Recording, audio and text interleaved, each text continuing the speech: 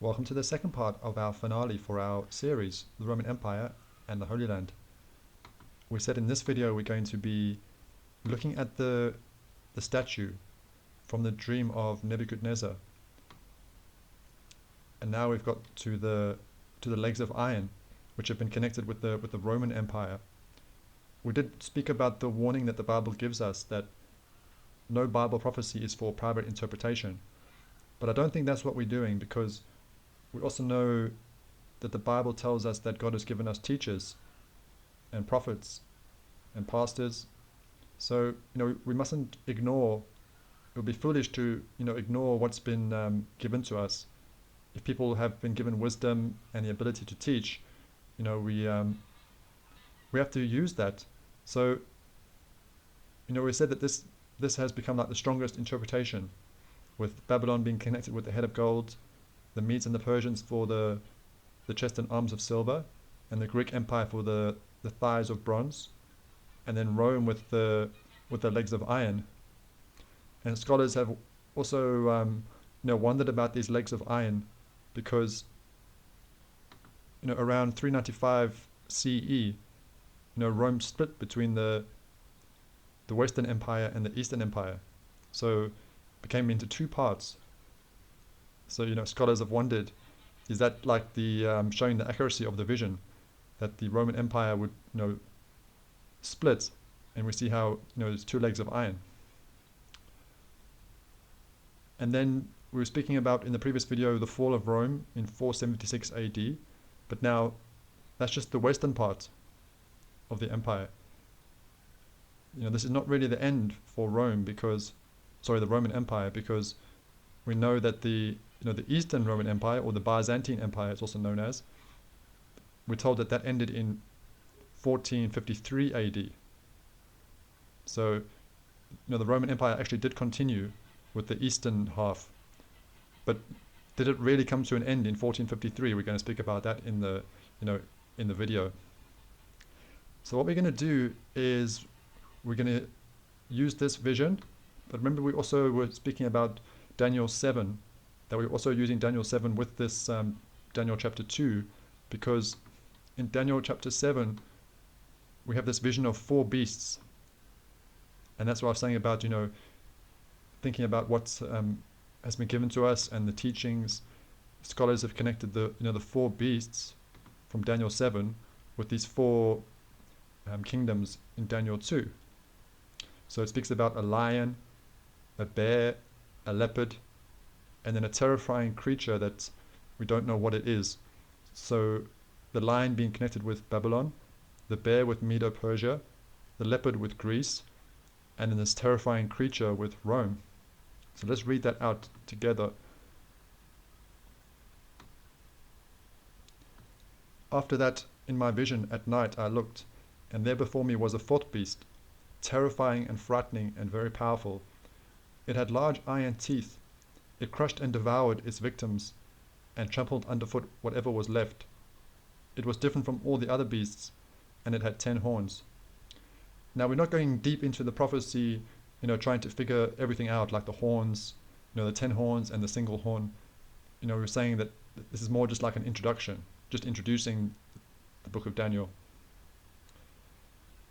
But it is interesting that it does say that this terrifying creature or beast had iron teeth. So at the moment that's the only link we have to the statue of Daniel 2. We've got the legs made of iron, and then this terrifying beast has iron teeth. So we've got that connection with iron, but that's the only thing we have at the moment. But the interesting thing is we do have another work which is called Second Esdras or Ezra. Now this is a book of the Apocrypha. So let's just speak about this for a second. So people are going to be in different camps when they think about the Apocrypha. We're going to have, let's say, three camps mainly. We've got one camp that's going to be, the Bible is all that you can really read. So the Bible is divine scripture, and whatever's not in the Bible, is not. That's like one camp. Then you're going to have another camp that, similar to that view, but they will read the Apocrypha, but they like still keep it at arm's distance. And then another group where, the people are happy to embrace the Apocrypha, to use it as like a supplement to the Bible. And I'm not judging any of those three camps. So whatever you feel, whichever camp you feel that you're in, I'm not judging any of those. But I just want to introduce that this is this prophecy and this book, Second Ezra, is a part of the Apocrypha. So you have to think about that. But the reason why it's very interesting is because Ezra also receives a vision, a fearful vision. Let's read this part. And what happens, where we are, he's actually explained he's giving us the vision, and now it's coming to the part where he's receiving the interpretation. So we kind of jumped ahead a little bit, but I just wanted to read this part out. For thou hast judged me worthy to show me the last times. And he said unto me, this is the interpretation of the vision.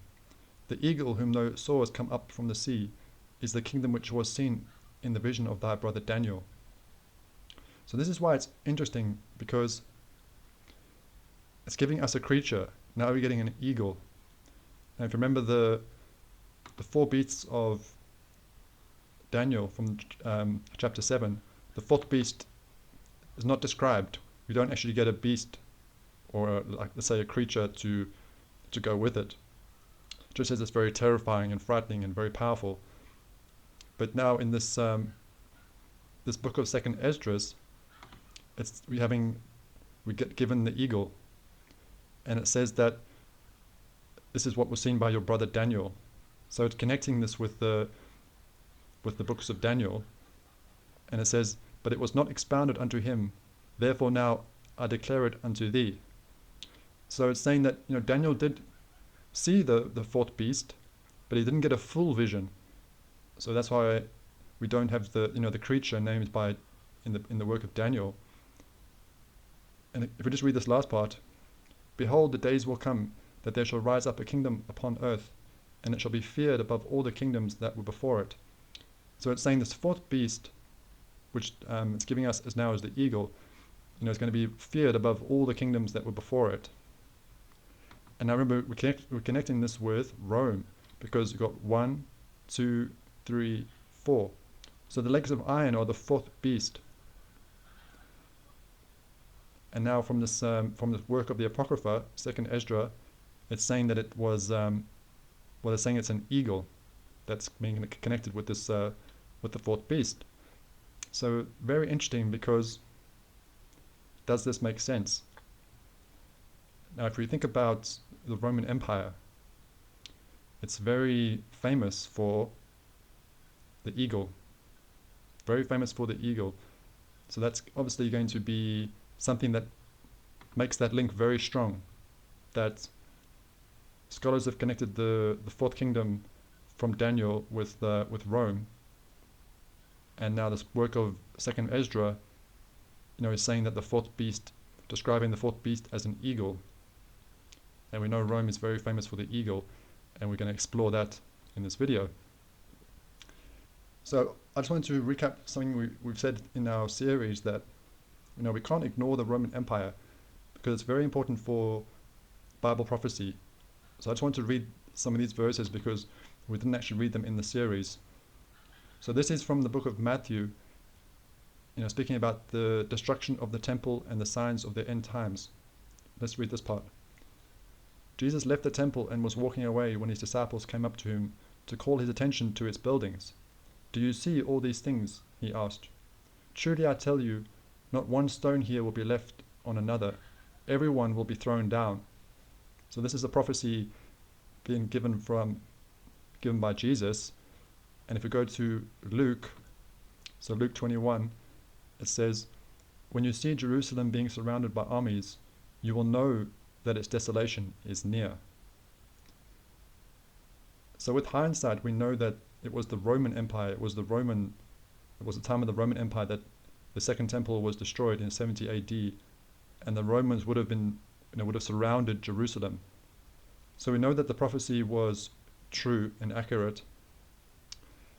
And that's why we can't ignore the Romans when we speaking about the Holy Land, because it's an important part of the of the history. So I just wanted to just share those verses with you. So what we're going to do now is really focus in on this eagle to see what we can learn from this, even coming closer to our time, because we're studying the past and history and we're learning all these things, but it also needs to be relevant for us in a way that is beneficial to us for our perspective, for where we are now. So that's what we're going to try to do in this video. So I'm going to use my notepad because I've just got some things that I need to read out that I don't want to miss. So I'm going to jump back to this, but we're going to work through this this PDF. So hopefully you won't mind going through this with me because it's very interesting. So this is to do with the mythology, and we actually have something in the mythology. So we've got a character called Zeus, and we've also got a character called Jupiter, and they are they're one and the same thing. So the Greek religion and the Greek mythology is the same as the Roman mythology and the Roman gods. So that's why we were saying in the other video about that the Roman Empire is really just a continuation of the Greek Empire. So this is Zeus, the Greek god Zeus, but the Romans called him Jupiter. And then we see the eagle, so the eagle of Zeus or the eagle of Jupiter. Notice also what it says here, how they're connecting Zeus with the Germanic Thor. And we spoke about this confusion, that there's a lot of confusion with this mythology, and now we're seeing the the Greek religion also being connected with the Germanic religion. Okay, so we're going to work through this article or this PDF. Let's go to the first part.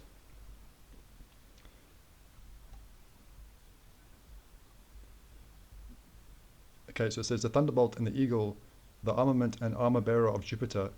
These symbols had profound cultural significance to the ancients. At first, one may think that what was sacred for the Romans has no bearing on our modern society, but in truth these icons retain much of their meaning and importance, even over 2,000 years later. So that's what we were just saying about trying to see what we can learn so that it's relevant for us.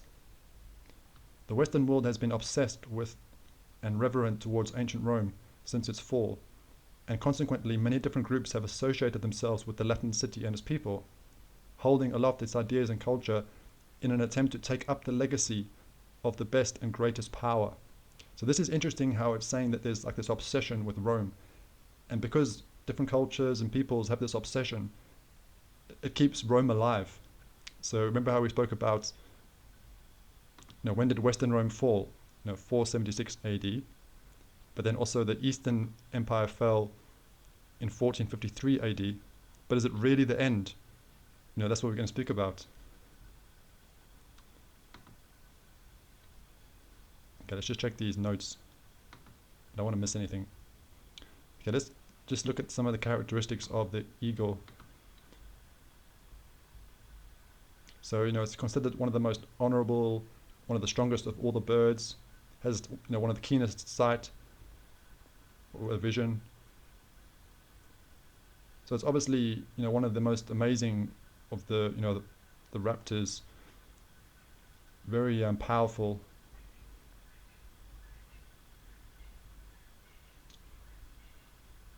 So a very a fascination with this bird.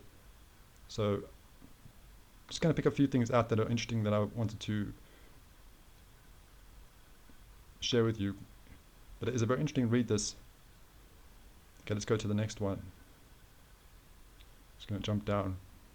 So the eagle is also connected with prophecy, a bird of divination, using birds for trying to make prophecy. And I think this is something obviously that the Bible will be warning us against.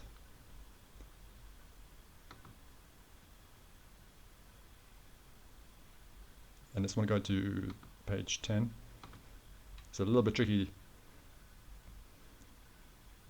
just to find everything that I picked out.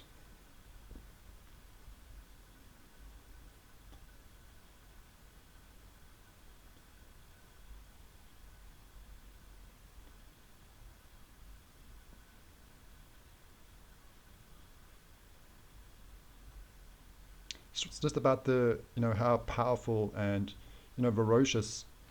So I think it was here somewhere.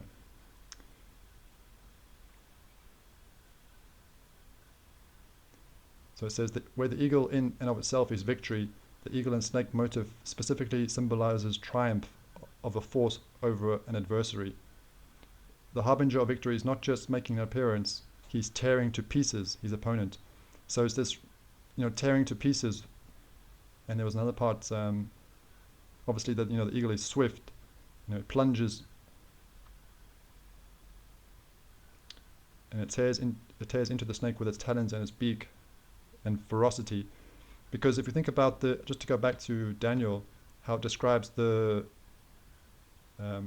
fourth beast as being frightening and very powerful, large iron teeth, crushing. So that is what an eagle does. It crushes that victim with its talons. Just to see, does it actually match up with these descriptions?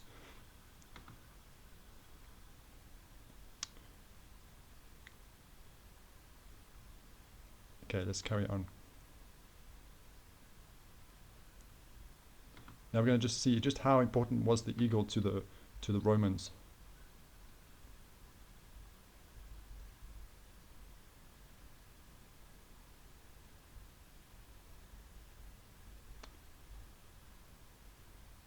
So it says here, indeed the eagle became the veritable heart and soul of the legions, a symbol so representative of the Roman power and majesty that it became known throughout the ancient world. So it's becoming the heart and soul of the of the army.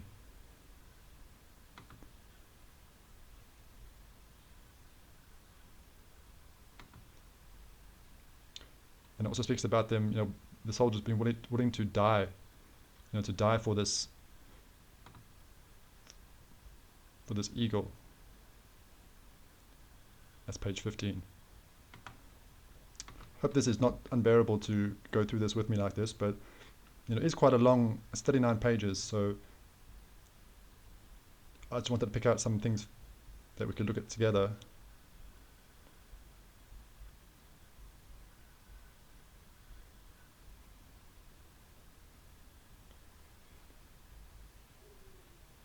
It speaks about the ritual and the worship that it's becoming, it's a part of like a religion.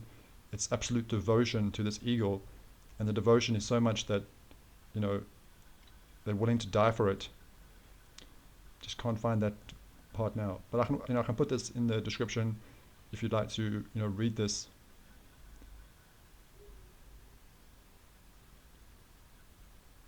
Even Caesar, grabbing, making sure that it's not lost. This absolute devotion to make sure. And there's even been movies about that. I can't remember the name of the movie that came out recently. About the importance of the eagle. There's just a few more things I'd like to read before we finish this part. This could be quite important. For Rome, the eagle was Jupiter. So it's like, if we go to this picture, so it's absolute devotion and worship.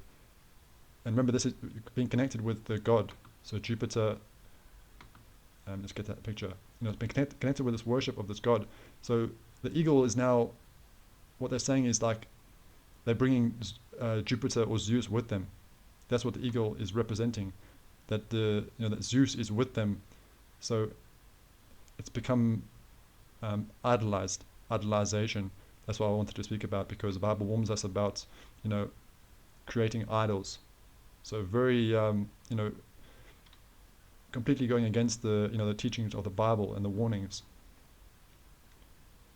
It was this one here I couldn't find on page 16. I just want to read this one. I found this one very interesting that I want to just tie to the prophecies. This one here, it says, he supposes that perhaps the eagles are bribed by this to conquer the world. So they, this superstition and this worship, this devotion, but to them, it's like the eagle is actually the one conquering. That's the point I wanted to bring out, because it's not just for show, the carrying of this eagle. They're bringing this into battle. They believe they're taking Zeus with them. They believe that, that it's like almost like the eagle that's bringing the victory. It's the eagle that's going forth and conquering. And also the opponents, the adversaries, they're going to see this eagle coming. So it's like the eagle is coming to conquer. And if we just think about some of those things we read about this, this fourth beast, terrifying and frightening and very powerful, and it crushed and it devoured, it trampled underfoot. And also I think there was that the eagle spread her wings over all the earth. So it's like the eagle's going forth. So very symbolic, very powerful. I think you can call it like a totem. So yeah, that's very interesting, I think. So let me know what you think about that with second Esdras, with it being a part of the Apocrypha. It's very interesting how it does seem to work with Daniel. It does seem to work with the Rome and the eagle, and it does seem to be very prophetic, where it does seem like history seems to be following this eagle. That's what we're going to speak about now, because we said the Eastern Roman Empire, or what's known as the Byzantine Empire, ending in 1453 AD, is that really the end of Rome or the eagle? So we're going to just look at a few pictures now to go towards the end of this video. So here we're going to see the Great Seal of the United States, and here we see the eagle, still flying, and the fascination with Rome. Got another one. So this is Germany, the eagle flying, and this PDF speaks about the obsession of Rome for Germany. So that's even closer to our time. That's only, let's say roughly like 70 years ago. The eagle, still with us. This one is the Byzantine Empire, so the Eastern Roman Empire.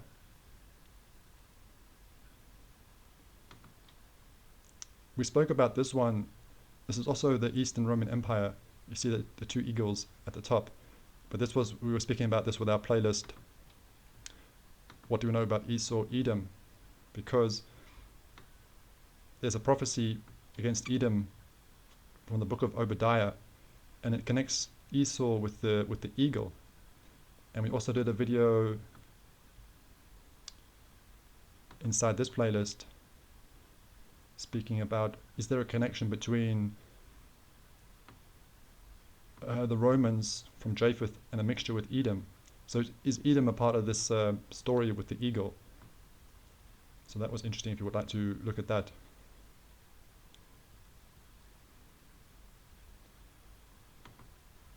This one's interesting. This is Egypt, still in use until this is 1958. So also, let's say roughly like 70 years ago, we see the eagle in Egypt, but also look at the Islamic world. So it's very interesting. Who uses the eagle?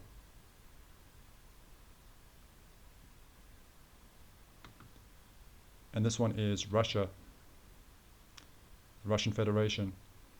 So what I'm going to do now is go to a picture of Europe, just a few other interesting pictures before we finish.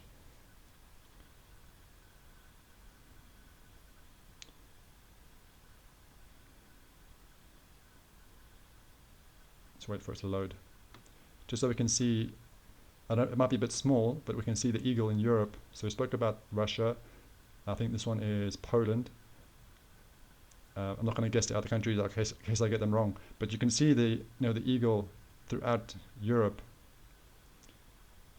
So very interesting. And then this last one, this is going to be very interesting because, actually, before I go to that, I want to just make this point. So Rome was known as the Eternal City, so an empire without end.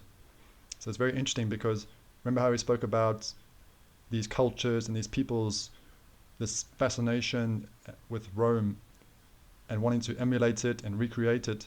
So it almost does become an empire without end, because if one, let's say one part falls, let's say this one here in 476, or this one in 1453, it's like it's not the end, because someone else is going to rise up to try keep it going. So it's very very interesting, because thinking about these prophecies, and I just wanted to read this one out before we notice how it says that the the eagle spread her wings over all the earth. So is this fourth beast going to reign over all the earth? And if we go to this picture, notice how we have this, the eagle here in the east, and then we just spoke about the the US with the eagle this side, and we think about those those eagles in Europe, and we even see the eagle here in Africa. So is it not like the eagle has is ruling over all the earth?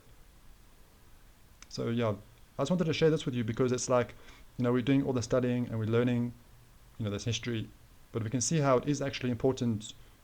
It becomes important for our perspective to understand what's happening now, and that's what why the Bible is so important for us, with the prophecies and the teachings, to so that we can try and understand what's going on, and that we're not left unsure or surprised or worried. We can trust the Bible, and we can see, okay, we know what's going on, because God has shared these things with us. So I think that's going to be it for this video and this playlist. Hope you found it very interesting. We know there's a few things that we've left unanswered, so it's not completely the end. We're going to continue investigating, continue to search. So hope it's been beneficial for you. Let me know what you think about this video. So yeah, take care, and we'll see you in the next one.